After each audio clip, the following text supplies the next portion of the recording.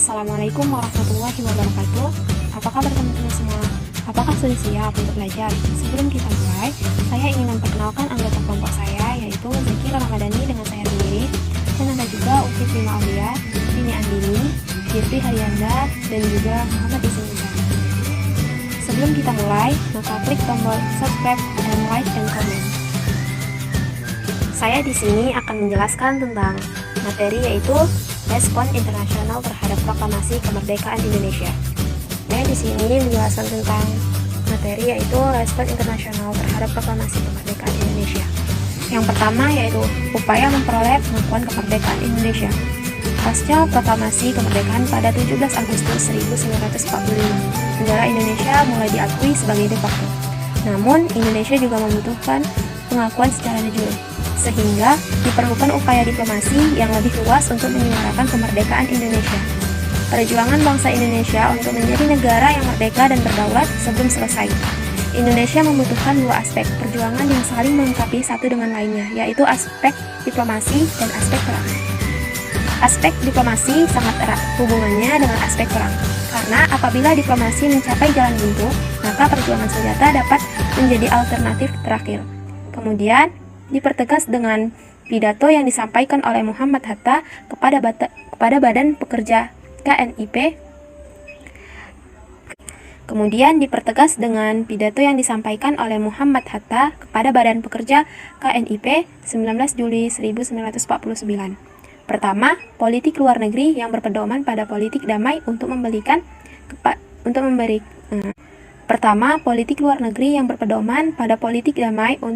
kepada Republik Indonesia kedudukan yang kuat dalam politik internasional. Kedua, kekuatan yang berdasarkan tenaga rakyat dan kesanggupan tentara Indonesia untuk membela negara apabila diserang oleh musuh. Yang kedua, sejarah kelahiran Departemen Luar Negeri. Sesudah proklamasi kemerdekaan, Presiden Soekarno segera meminta anggota KNIP atau Komite Nasional Indonesia Pusat, yang diketuai oleh Ahmad Subarjo, untuk menyusun suatu daftar yang memuat kementerian tersebut, kemudian Kementerian Luar Negeri. Namun demikian, kantor Kementerian Luar Negeri kemudian mulai ditempatkan secara resmi di Jalan Cilacap, nomor 4 pada akhir Oktober 1945.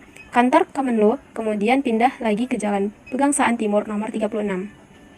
Dalam beberapa waktu selanjutnya mulai dibuka perwakilan diplomatik di luar negeri. Beberapa di antara pembukaan hubungan diplomatik yaitu sebagai berikut. Yang pertama, hubungan diplomatik di Singapura dibawa oleh pimpinan Mr. Utoyo Ramelan. Yang kedua, hubungan diplomatik di New Delhi oleh Dr. Sudarsono. Yang ketiga, hubungan diplomatik di Karachi dipimpin oleh Idham. Yang keempat, hubungan diplomatik di Rangon oleh Maryunani. Yang kelima, hubungan diplomatik di Canberra oleh Mr. Usman Sastro Midjojo dan masih banyak lainnya. Kantor Kemenlu perlu ditutup selama agresi militer Belanda 1 pada 21 Juli 1947. Maka kantor Kementerian Luar Negeri mulai diaktifkan kembali untuk mengantisipasi perundingan dengan Belanda dalam konferensi Meja Bundar. Setelah KBM usai, Kementerian Luar Negeri kemudian mulai diberikan kantor khusus di Taman Pejambon nomor 6, Jakarta yang masih bertahan hingga sekarang. Yang ketiga, pengakuan India atas kemerdekaan Indonesia. India merupakan negara kedua setelah negara sekutu dan Singapura yang berkontrak langsung dengan Indonesia. Keberhasilan diplomasi Republik Indonesia terhadap India tersebut tidak lepas dari 3 faktor penduduk berikut. Yang pertama, Indonesia dan India sudah menjalin hubungan yang cukup erat sejak lama, terutama kedua agama Buddha dan Hindu, memengaruhi kehidupan kebudayaan Indonesia. Yang kedua, adapun kesamaan identitas dalam memperjuangkan kemerdekaan kedua bangsa, yaitu India atas Inggris dan Indonesia atas Belanda. Yang ketiga, adanya hubungan dekat antara dua pimpinan negara, yaitu Nehru dengan Muhammad Hatta yang terjalin sejak Februari 1927. Keduanya diketahui sama-sama menghadiri salah satu konferensi Language of Oppressed Nationalities di Brussels, Belgia.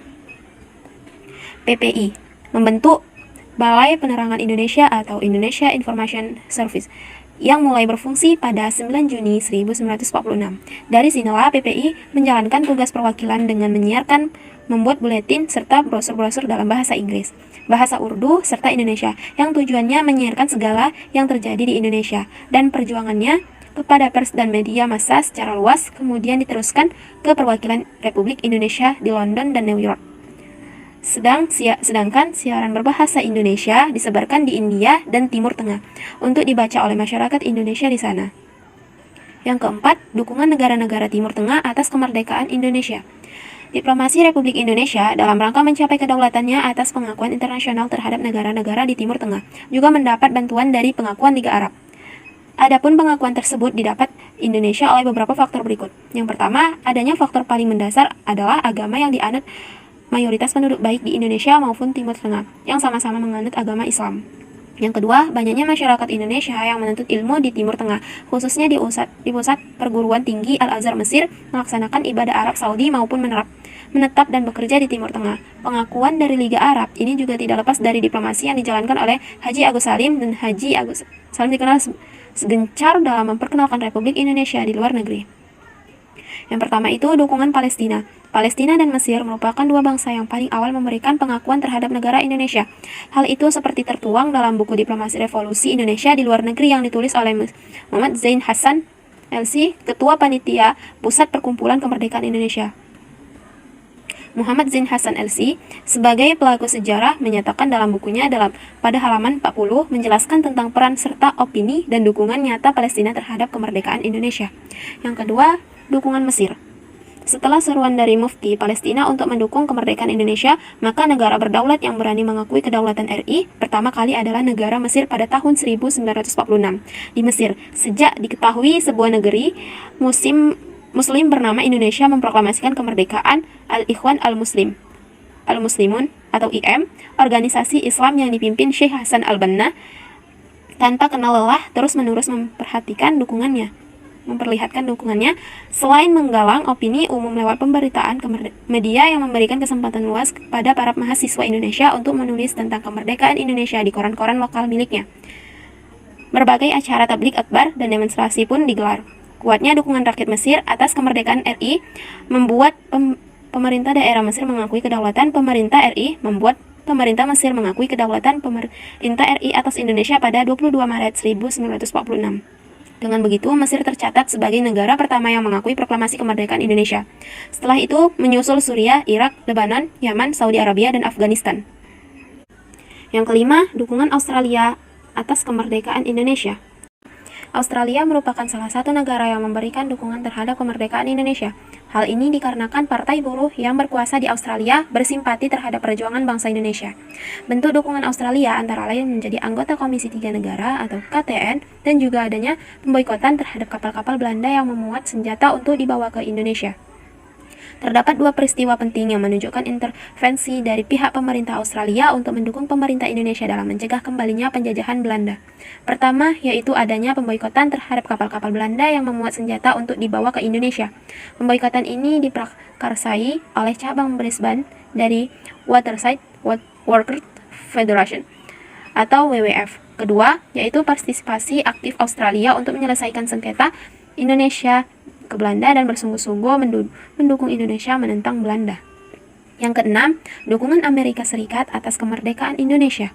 Awal mula keterlibatan Amerika Serikat dalam perselisihan antara Indonesia dan Belanda adalah ketika pemerintah Belanda melancarkan aksi militer pertamanya terhadap Indonesia yang juga melanggar perjanjian Linggajati. Dukungan terhadap Indonesia ini dapat dilihat ketika pada 7 Februari 1949, satu resolusi diajukan di depan Senate yang menuntut agar semua bantuan Asia atau Economic Cooperation Administration dan bantuan keuangan lain kepada Belanda dihentikan, sampai Belanda mengakhiri permusuhan dengan Indonesia, menarik pasukan bersenjatanya ke belakang garis genjatan senjata Renville, membebaskan pejabat-pejabat Indonesia ditawan, dan membuka perundingan baru dengan Indonesia. Yang ketujuh, dukungan Uni Soviet atas kemerdekaan Indonesia. Pemerintah Uni Soviet senantiasa mendukung posisi Indonesia sebagai pernyataan solidaritas terhadap perjuangan kemerdekaan negara terjajah dalam menentang penjajahan. Namun, hubungan ini berubah ketika Hatta menolak usul Uni Soviet untuk menerima perjanjian konsuler dengan PM Amir Syarifuddin yang beraliran kiri. Perubahan itu makin bertambah setelah kabinet Hatta menumpas pemberontakan PKI di Madiun. Uni Soviet tidak secara cepat mengakui kemerdekaan Republik Indonesia. Pemerintah Uni Soviet memerlukan waktu sebulan lamanya sebelum kemudian memberikan pengakuannya. Yang bersama itu pemerintah Uni Soviet menyatakan pembukaan hubungan diplomatik baru dengan. Yang ke-8, dukungan PBB atas kemerdekaan Indonesia. Untuk meningkatkan eksistensi Indonesia di mata dunia internasional, maka Indonesia terus berupaya untuk menjadi sengketa Indonesia dengan Belanda menjadi satu agenda DKPBB. Untuk selanjutnya didukung dengan upaya dari India dan Australia untuk mengajukan sengketa tersebut ke DKPB. PBB pada 28 Juli 1947 pasca pelancaran aksi militer Belanda terhadap Indonesia pada 21 Juli 1947. Dukungan Australia terus berlanjut dengan pembuatan resolusi Australia yang diajukan ke DKPBB. Selanjutnya peran PBB yaitu membentuk United Nation Commission for Indonesia atau UNCI. Komisi PBB untuk Indonesia membawa RI dan Belanda ke meja perundingan dan menghasilkan persetujuan Roman-Rhine. Sekian dari video kami, terima kasih telah menonton. Sampai jumpa di video selanjutnya. Wassalamualaikum warahmatullahi wabarakatuh.